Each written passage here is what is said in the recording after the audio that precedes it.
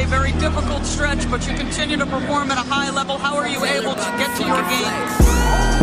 Basketball when I'm on the court.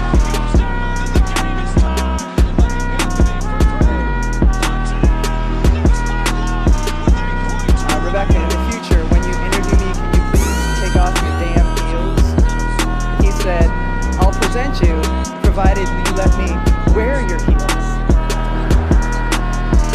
We'll save that for later.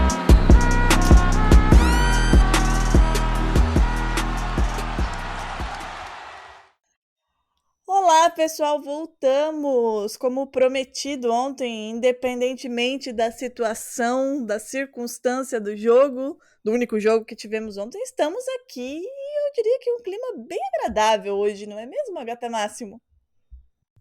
Climinha bom, né, pra você. Pra mim, tudo está ótimo. Já não estamos mais na loucura de 3, 4 jogos por dia, então a gente consegue apreciar melhor, né, o playoff, as partidas, e isso me deixa muito feliz. Então sim, o clima está bom. O clima está maravilhoso, minha gente. Isso porque ontem a gente teve apenas um jogo, né? Como a Agatha falou, agora as coisas vão se afunilando, vai deixando a vida do pobre trabalhador um pouquinho mais tranquila, né? Com exceção de quando os jogos começam às 11 horas da noite. Mas o fato é que, jogando no TD Garden, como já era de se imaginar que o Celtics não perderia 2 jogos, né? Porém, no entanto, né? Todavia, o torcedor do Celta estava, não vou dizer a expressão que pensei, mas estava muito assustado. Mas o Celtics venceu o Philadelphia 76ers com requintes aí de crueldade. 121-87, o que significa que a gente teve aí, né? 34 pontos de diferença nessa partida, o Celtics chegou a abrir 36, deu 2 aí de lambuja para esse 76ers, que, Agatha, a gente falou ontem, né, o que a gente pensava sobre uma eventual presença de Joel Embiid nesse jogo, que seria forçar, que não havia necessidade, pois o homem estava em quadra. Antes de eu falar um pouquinho aqui dos números e do que eu achei dessa vitória do Celtics, te surpreendeu Joel Embiid em quadra ontem, logo após aí vencer o seu MVP? Olha, Drica, me surpreendeu. A gente até conversou isso ontem no episódio, né? Eles já abriram esse 1-0 sem o Embiid. O Boston Celtics era um time que provavelmente não deixaria isso acontecer um 2-0 em casa e se ajustaria para isso. E melhor ainda seria se o Embiid conseguisse descansar essa partida e jogar as duas em casa mais recuperado, né? Isto posto, não aconteceu. Doc Rivers no comando desse 76ers falou que se o jogador estiver saudável ele vai jogar. E para além disso, eu acho que existia também essa comoção do Embiid, porque seria o primeiro jogo que ele jogaria após o anúncio do MVP, né? E como MVP, imagino que ele queira estar dentro da quadra para provar seu valor. Mas não sei se foi uma boa ideia fazer isso ontem.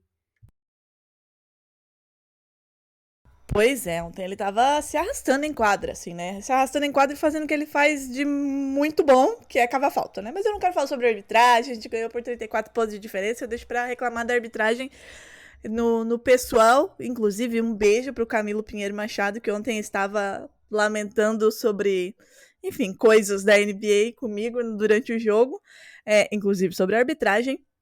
Mas ele estava, assim, visivelmente, né, incomodado, longe, mas bem longe do seu 100%, a ver como ele estará, tendo em vista que essa série Celtics e Sixers é jogo dia sim, dia não, né? Descansa hoje, amanhã já tem jogo na Filadélfia, amanhã às 8h30 da noite, então vamos ver como ele estará recuperado.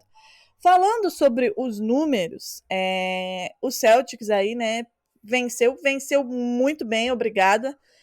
O único momento em que não esteve na frente foi quando a bola levantou, quando a bola subiu, e no comecinho do primeiro quarto, o resto do jogo foi completamente aí soberano, o Boston Celtics, sem dar chance para os Sixers, que teve aí apenas 2 pontos de vantagem quando esteve em vantagem, e a gente teve somente aí 3 mudanças de liderança, além de 4 posses em que o jogo esteve empatado. Tirando isso, o Celtics, né, dominou a partida, tanto é que terminou aí com essa diferença toda, né, no placar, colocando o garbage time lá no quarto, assim, no comecinho do quarto já, lembrando que Jason Tatum praticamente não jogou no segundo tempo, né, ele ficou pendurado em faltas, e praticamente não jogou no segundo tempo, mas quando esteve em quadra, defensivamente, principalmente, muito bem. Jaylen Brown, cestinha da partida com 25 pontos. Pelo lado do Tobias Harris, a gente teve... pelo lado do Tobias Harris, pelo lado dos Sixers, o Tobias Harris com 16.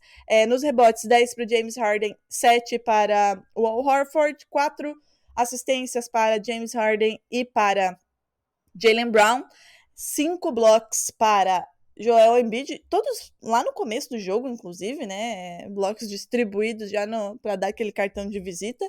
E 3 para o Robert Williams. No Celtics, a gente teve também, eu quero destacar, o Malcolm Brogdon, que veio do banco aí para 23 pontos. Além do Grant Williams, que fez um grande jogo ontem com 12 pontos, 4 rebotes e 4 assistências, 15 pontos para Derrick White e Marcus Smart, ambos, na verdade.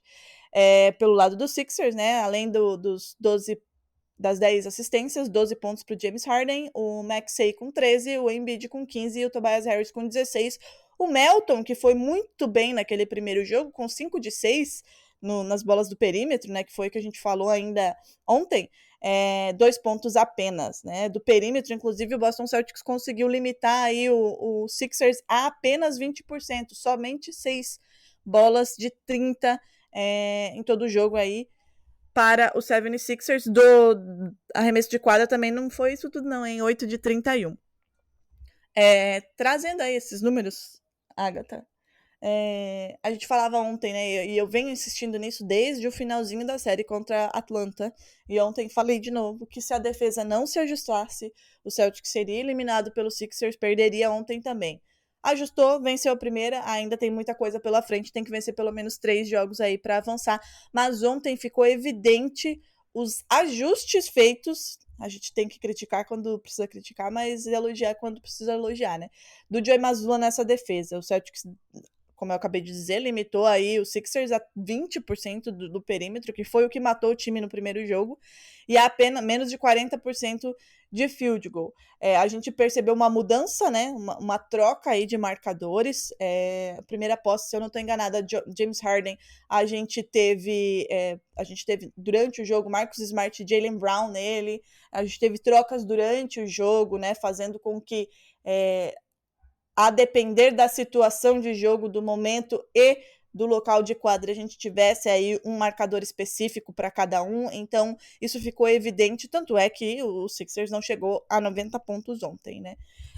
Ofensivamente falando, Jaylen Brown muito bem, inclusive Jaylen Brown sempre muito bem em momentos decisivos, né? Ele tem essa constância, e como Jason Tatum também estava muito mal e ficou pendurado em faltas, ficou mais sentado do que em quadra, ele assumiu esse protagonismo, né? 25 pontos para ele, tomando decisões muito inteligentes. O Celtics até forçou algumas bolas seguidas de 3, mas quando viu que não caía, né, conseguia distribuir o jogo. E o Malcolm Brogdon, como a gente vem falando aí há muito tempo, né, a adição absolutamente incrível do Celtics na off-season.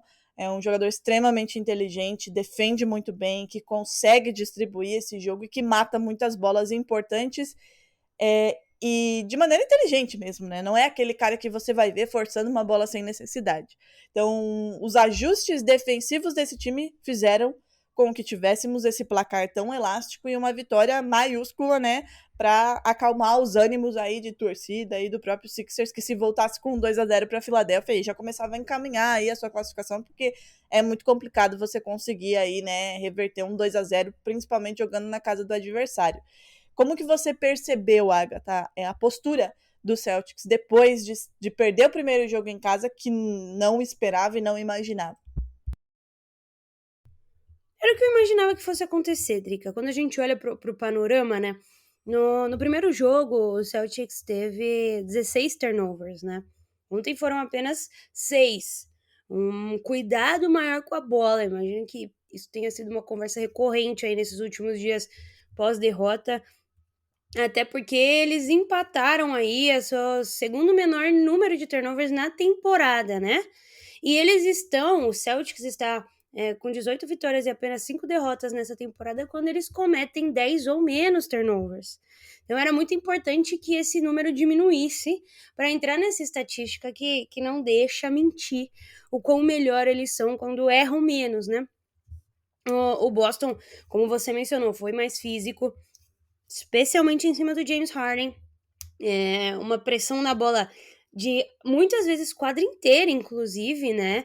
O Philadelphia, como você mencionou, chutou 39% da quadra e só 20% dos 3 pontos, e isso é muito em função dessa defesa de quadra inteira que o Celtics aplicou nesse período. E especialmente quando a gente olha para o contexto total do Celtics, tirando o Jaylen Brown, que já vou começar com conversas que também não são muito agradáveis, né? A gente falou que a gente ia ter que começar a falar um pouco, tocar num ponto delicado aí quando fosse falar de Curry. Parece que está chegando esse momento também para os fãs celtas, né? Mas enfim, os jogadores do banco hoje conseguiram contribuir muito melhor, né? O Brogdon, Derek White. No terceiro quarto, eles combinaram para 19 dos 35 pontos desse quarto, e eles combinaram para 5 de 7 nos 3 pontos, né? Inclusive, o Brogdon, ele empatou com o recorde do Celtics, marcando 6 bolas de 3 saindo do banco. Então, de fato, foi uma baita apresentação dos role players do Boston Celtics nessa partida, incluindo o Grant Williams, né? O Grant Williams fez 50% nos 3 pontos, o que provavelmente foi o melhor jogo ofensivo dele desde o jogo 3 contra o Atlanta Hawks, né? E isso é importantíssimo pro Boston Celtics, especialmente quando a gente fala de novo, né? De novo a gente vai ter que tocar nesse assunto, que é a inconstância de Jason Tatum, né? Seu franchise player não pode ter esse problema com faltas no começo. Ele não pode ser o marcador primário de algum jogador que, por exemplo, sabe cavar faltas. Ele não pode ser o jogador que faz esse trabalho de faltas. E, para além disso, ele não pode ser, o franchise player não pode ser o jogador que faz 7 pontos na partida.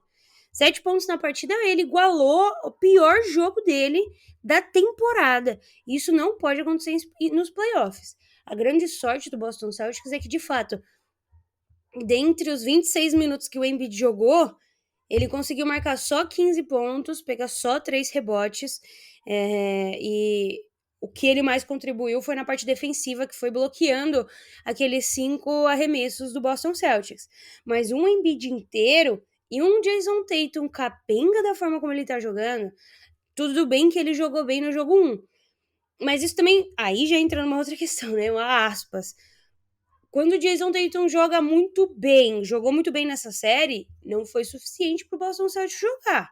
O caminho do Boston Celtics nas vitórias está sendo o jogo coletivo. Não é um jogo brilhante do Jason Tatum. Geralmente é um jogo liderado pelo Jaylen Brown. Então é assim, Drica.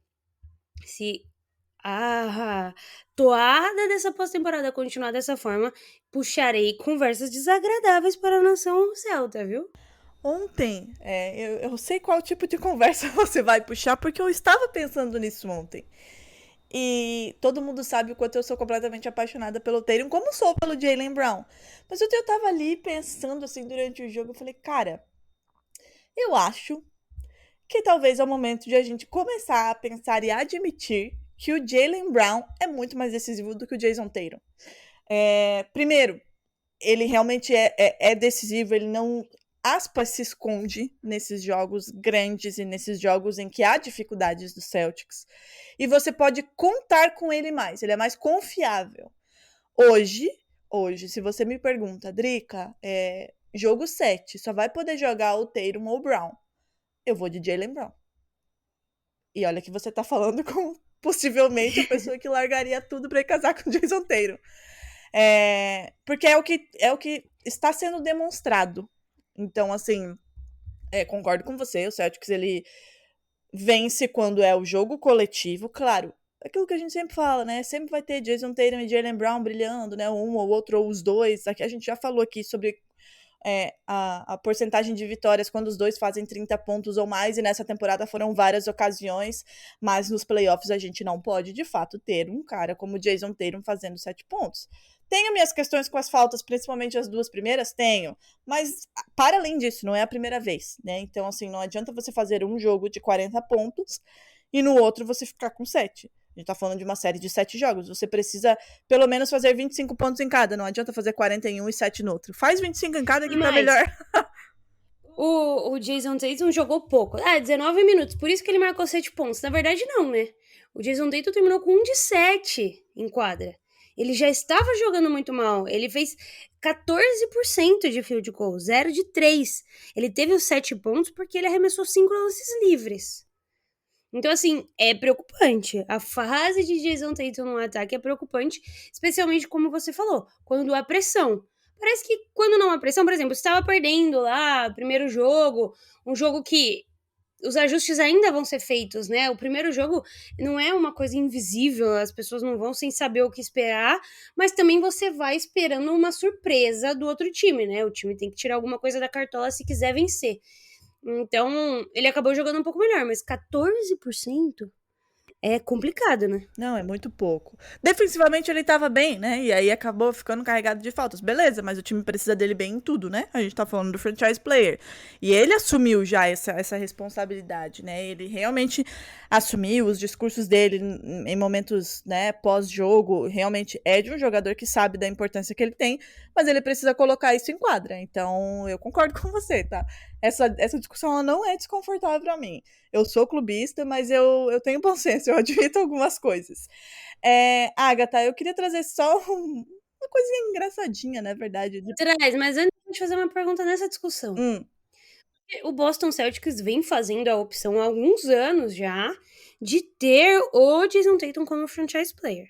É óbvio que tratam o Jaylen Brown muito bem, e, enfim, toda essa conversa. É ano de renovação de contrato do Jaylen Brown, mas ele já esboçou esse descontentamento, tanto com a cidade, tanto com a torcida, em alguns momentos dando a entender até que tá na hora de ir embora.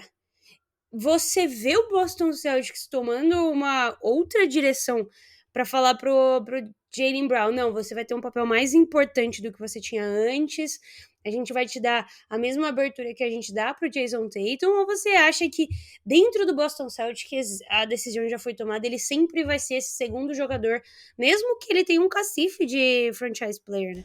Eu acho, inclusive, que ele vai receber financeiramente para ser um cara, um franchise player também, né? Nesse mesmo patamar, né?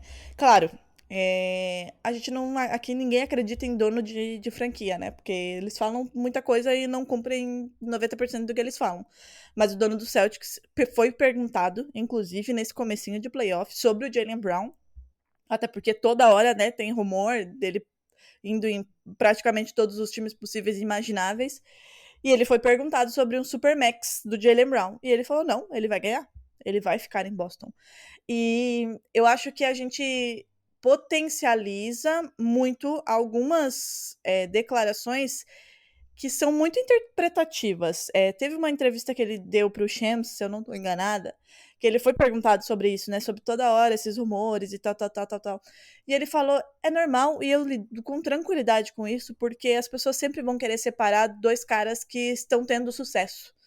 E eu não vou lembrar da frase exata, mas ele falou algo do tipo que os dois se complementam, que os dois se melhoram. E eu realmente acredito nisso, que os dois se melhoram. A gente está vendo eles se criarem na NBA, né? Desde o draft dos dois. Então, eu não acredito que o Boston Celtics deixará o Jaylen Brown sair. Eu acho que todas essas discussões que sempre surgem, obviamente, da imprensa, né? E o Celtics sempre foi um time muito discreto com relação a isso e nunca falou que cogitaria trocá-lo nem pelo Anthony Davis lá atrás, quando o Anthony Davis foi pro Lakers. Imagina por qualquer um outro aí, né? Enfim. Então, eu realmente acho que não vai acontecer esse movimento. A franquia e o time do Boston Celtics foi formado para os dois, não só para um. E eles entendem muito bem a importância do Jaylen Brown. Tanto é que hoje... ano passado já foi assim, né, Agatha? Nas finais contra o Warriors, o melhor jogador do Celtics foi o Jaylen Brown. A gente falou, eu falei isso lá no ano passado, contra o Warriors ainda, quando o Celtics perdeu a final. Agora, de novo, ainda que o Jason Tatum ele esteja bem nos playoffs, com média de mais de 25 pontos, aquela coisa toda, né? Mas ele some em alguns jogos. O Jaylen Brown ele é constante em todos os jogos. Então não faria nenhum sentido o Celtics fazer esse movimento de não valorizar o cara que nas finais vai muito bem. Muito bem, obrigado, inclusive. Então não acredito que seja esse o movimento do Celtics, não. Com relação ao que eu ia falar aqui, que eu achei engraçadinho, duas declarações. Uma do Marcus Smart, que também foi absolutamente incrível, está sendo e é incrível, né? Ele falou que às vezes a gente espera, time e torcida, né? Que o Joey Mazzulla seja perfeito e a gente esquece que é o primeiro ano dele. E ele disse que ele está fazendo realmente um trabalho fenomenal, levando em consideração que é o primeiro ano dele e onde está o Boston Celtics hoje. E a última declaração do Joey Mazzulla na entrevista pós-jogo foi a seguinte. A galera terminou de perguntar, não, beleza, tchau. E ele falou, tá, ninguém vai me perguntar sobre os ajustes que a gente fez de um jogo para outro. E pegou, levantou e foi embora. Porque ninguém perguntou sobre isso para ele. E ele fez, né, vários ajustes. Então, temos que dar os créditos a quem são devidos, né? Agatha, você vê essa série indo para Filadélfia com qual cenário? Com esse 1-1, com essa derrota que foi, né, cachapante aí do Sixers, e também levando em consideração que a gente não tem muita certeza o que vai ser do Embiid, pelo menos nesse jogo 3. Eu tenho a sensação de um déjà vu eterno quando eu olho para esse Philadelphia 76ers. Independente das peças ao redor do Embiid, para mim, a história é sempre a mesma na pós-temporada, né? Todo mundo entra com uma grande expectativa e o Embiid em determinado momento se machuca. É um baita jogador, é o MVP, mas o cara não consegue ficar saudável nesse joelho, não consegue de jeito e maneira chegar saudável nos playoffs. E isso faz com que toda vez o Philadelphia 76ers tem essa desvantagem, né? Com relação ao outro time que ele tá jogando. Primeira série foi incrível, um digno 4-0, né? Mas jogar contra o Boston Celtics é diferente. E o pior pra mim do Embiid ter jogado ontem é porque agora o Boston Celtics tem certeza de que o Embiid ainda não tá 100%. E se ele não tá 100% ontem e jogou, ele também não vai estar 100% no próximo jogo. Eu vi o Vitor até falando, né, que o primeiro jogo, a derrota do Boston Celtics no primeiro jogo, ela pode ter sido ocasionada, inclusive, pela ausência do Embiid. Porque o Boston já está muito acostumado com um plano de jogo em que os pivôs façam essa defesa no Embiid, né? O Boston Celtics tem dois pivôs muito bons. Eu até trouxe aquelas estatísticas do Al Horford em cima do Embiid. É o time que joga melhor contra o Philadelphia, né? O Philadelphia tem o pior recorde da NBA contra o Celtics. Então, o Embiid não ter jogado no jogo 1 trouxe um elemento surpresa que o Boston Celtics não estava esperando, né? Uma rotação diferente, jogadores diferentes, e eles, de fato, foram pegos aí nesse turbilhão e acabaram perdendo. Mas com o Embiid em quadra, e especialmente com o Embiid agonizando de dor, né? Sofrendo com a sua lesão, o Boston Celtics precisa atacar o Embiid. Né? Vamos forçar nele, né? Machucá-lo de alguma forma, jamais. Mas toda a bola precisa ir pra cima do Embiid. Tem que ir mesmo, o cara vai distribuir toco. Mas como ontem, vai chegar um determinado momento, que foi ali no terceiro período, que o cara não tem mais gás, o cara não tem mais joelho, não tem mais. E quanto mais rápido o Boston Celtics fizer isso no Embiid e tirar ele de cena, mais rápido o Boston Celtics vai vencer essa série. Esse é o caminho do Boston Celtics. Agora, o caminho dos 76ers, pra mim, e coisa que eu não tô vendo o Doc Rivers fazer, é tentar soluções sem o Embiid. Se no primeiro jogo deu certo, por que não se busca mais fazer o que deu certo no primeiro jogo e se busca, ao invés disso, tentar incorporar um jogador que não tá 100%? Obviamente que o jogador é um MVP, mas eu acredito que dentro de uma partida, dentro dos 48 minutos, existam formas de jogar diferentes. Quando ele tá em quadra e quando ele não tá. E ontem eu não vi o 76ers fazer isso. Eu vi um time muito apático, inclusive, diante da diferença de pontos em determinado momento, que praticamente aceitou seu destino, né? E foi na onda do Boston Celtics. Mas aí fica aquele questionamento mais forte ainda, né? Por que colocar o Embiid? Por que forçar o Embiid mais pro terceiro quarto? São coisas que vão pairar aí no imaginário popular por mais um tempo, né? Mas hoje eu vejo o Boston Celtics passando. Se jogar com o tesão que jogou ontem, porque ontem existiu esse tesão, né? A gente pediu, ele veio, Drica. Se jogar com a vontade, eu vejo um Boston Celtics passando. Eu vejo o Boston Celtics hoje sendo campeão? Não. Muito por conta de Jason Tatum. O Tatum precisa aparecer, o Tatum precisa acordar. Ele fica nesse mundo dos sonhos dele aí, de que ele já é Kobe Bryant, mas ele não é nem o dedinho do pé do Kobe. Então, assim, ele precisa acordar, ter um pouco mais de maturidade e humildade na hora de jogar e foco, né? Parece que ele não tá tão focado dentro de quadra em fazer o necessário, e aí acabam acontecendo essas coisas.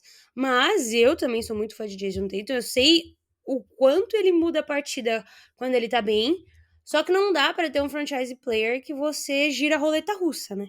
Então hoje, o Boston Celtics precisa se montar nesses playoffs ao redor de Jaylen Brown, sim, e buscar uma forma de fazer Jason Tatum ser mais efetivo.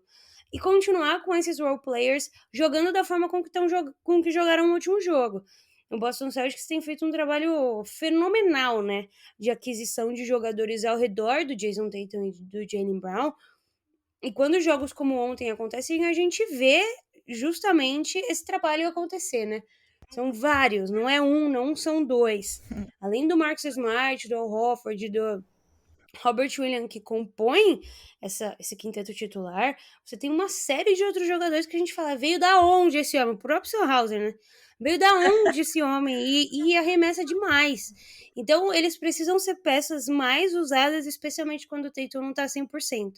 Mas eu ainda acredito no Boston Celtics melhor, desde que jogue com mais vontade. É o que a gente falava ontem, né? Eu falei, o Celtics é o melhor time do leste se jogar o que pode jogar, né? Ontem foi mais ou menos isso aí. Defensivamente foi perfeito. Se o Tatum estivesse no jogo, a gente teria uma diferença de pontuação aí bem maior. E aí a gente teria, né, essa amostra do que o Boston Celtics pode ser. E você disse, né, eu vejo o Celtics passando pelo Sixers, não vejo o Celtics campeão. Aí eu te provoco. A gente tendo esse time jogando como a gente sabe que pode jogar, inclusive Tatum Brown, essa consistência do elenco, né, esses role players, todo mundo jogando como a gente sabe que pode jogar. Você enxerga a possibilidade de o Celtics não bater na trave? Lembrando que do ano passado para esse ano é praticamente o mesmo time com a adição de Malcolm Brogdon. E aí é de se pensar, né? E se Gallinari não tivesse machucado na Euro? Estava chiquérrimo ontem no vestiário, inclusive. Um grande homem, saudades, inclusive, do Galo. Mas é isso, eu acho que a gente temos uma série, né? Temos dois times muito completos, prontos para passarem para a próxima fase. Hoje eu vejo mais o Boston Celtics passando, mas com os devidos ajustes que eu mencionei. Não podemos descartar o Philadelphia, especialmente em casa. A gente tá falando de uma torcida criminosa, né? Praticamente. A gente sabe o quão nervosos os próprios jogadores ficam de jogar em casa por conta da torcida. Então, não vamos diminuir aí a importância. São times, inclusive, cidades, inclusive, que ficam relativamente próximas umas das outras, né? A maior rivalidade em termos de quantidade de séries de playoffs da NBA, né? A série que mais aconteceu. Inclusive, Se remete... Diga. Inclusive, o Celtics não perde uma série de playoffs para os Sixers há 40 anos. Que não seja dessa vez, pelo amor de Deus. O Celtics tentando manter a tradição e o Philadelphia tentando quebrar a tradição, né? O playoffs são sobre grandes superações, né? Mas é isso, Dica. Você tem algum apontamento final para fazer antes de eu dar os 2 recados finais? Não, apontamento nenhum, só agradecer aos céus por ter Brad Stevens como general manager, né? Ele que trouxe Derrick White e Malcolm Brogdon. E falar, né, a gente pediu tanto ontem que o Celtics jogasse com vontade, defensivamente fosse bem, pois ele veio e entregou. Amanhã eu vou pedir de novo pra ver se funciona. E eu sou muito supersticiosa, né? Muito supersticiosa. Tudo que eu fiz ontem eu vou repetir amanhã. Então amanhã eu pedirei de novo que o Celtics entre em quadra com vontade. Pode dar aí seus recados finais, falar da nossa apostinha, porque hoje a gente tem um joguinho também, né, Agatha? Los Angeles Lakers e Golden State Warriors, jogo 2, 1-0 pro Lakers às 10 horas da noite. Dê seus recadinhos finais. Nós temos apenas um jogo da NBA, mas nós temos NBB, tá? Inclusive, você estará lá, né? Inclusive, estarei lá. Os playoffs da NBB estão acontecendo, né? Estamos às quartas de finais. Flamengo vai vencendo o Bauru por 2-1. São Paulo vencendo o Pinheiros também por 2-1. Minas vencendo o Paulistano por 2-1 também. E o confronto empatado que acontece hoje é Franca e Unifacisa, né? Após a Unifacisa tirar a sequência de 47 vitórias seguidas do Franca no Pedrocão, hoje a gente tem o jogo 3 lá na Arena Unifacisa, em Campina Grande. Estarei com o meu grandíssimo amigo Ninja na Twitch, fazendo essa transmissão a partir das 19h30. Espero todos vocês lá. Essa transmissão também acontece no YouTube e no aplicativo do League Pass da NBA. E para finalizar nossa aposta, né, Trica? Nossa apostinha. A nossa não bateu ontem, né? Bateu? Não bateu ontem porque Pelo o Marcus safado Smart. do Marcus Smart. Não, o Marcos Fez Smart 1 de ontem ele 4 tava mais apenas. para roubar bolas, né? Fazer aquele trabalho que ele faz. Inclusive, pelo segundo ano consecutivo, ele venceu o prêmio Hustle, que é do jogador que mais impacta na quadra, né? Para as vitórias do seu time, sem contar, né, as stats, enfim. O cara que impacta na quadra para as vitórias do seu time é o segundo ano consecutivo que ele vence e é o terceiro prêmio dele já. Quando eu falo, meu Deus, obrigada, Senhor, pela sensatez de sempre ter defendido esse homem. Ninguém pode falar mal dele perto de mim. Mas enfim, infelizmente ele não contribuiu aí com a bola do perímetro, contribuiu com o resto para a vitória. Tudo bem, melhor vitória do que vencer na aposta e se fuder no jogo, né? Mas, para vencer hoje na aposta, qual que é a boa, Agatha? Eu fiz uma aposta com odd 4, mas novamente vocês podem alterar aí as pontuações para aquilo que vocês acham que faz mais sentido, né? Mas então, eu coloquei o Anthony Davis acima de 12 rebotes na partida. O homem está com muitos rebotes, então eu acredito que não seja necessário sofrer demais por esse número. Stephen Curry acima de 32 pontos. Aí eu acho que vale uma análise, né? Se vocês acham que o Curry faz mais, faz menos, Curry tem arremessado e eu vejo um Warriors vencendo hoje. Então, o terceiro ponto é o resultado, o Warriors ganhar a partida. Então, acima de 12 rebotes para Anthony Davis, acima de 32 pontos para o Curry e o Warriors ganhar a partida. Essa odd tá 4 lá na Sportsbet.io.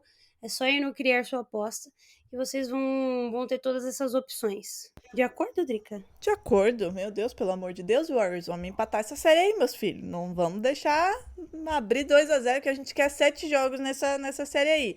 Obviamente que eu não estou torcendo pelo Lakers, né? Estou torcendo para Stephen Curry, que gosto dele. Dos males, o menor nessa série, porque o série de Chernobyl, né? Mas enfim. E precisamos de 7 jogos, né? A gente merece 7 jogos de LeBron James contra Stephen Curry, porque provavelmente é a última vez que eles vão se enfrentar aí nos playoffs, né? Não sabemos exatamente o que vai acontecer nos próximos anos, então é melhor a gente se garantir e ficar logo com 7 joguinhos dessa vez. Então a aposta está aí, corram lá na Sportsbet.io. Quem não é cadastrado, faça seu cadastro aí com o cupom do NBA das Minas para esse jogo de hoje. E para todos, né, Agatha? Afinal, a gente tá aqui todo dia dando dica de aposta. E é isso, amanhã a gente volta aí para falar sobre Los Angeles Lakers e Golden State Warriors. Um beijo. Adeus. Até amanhã. Fechou?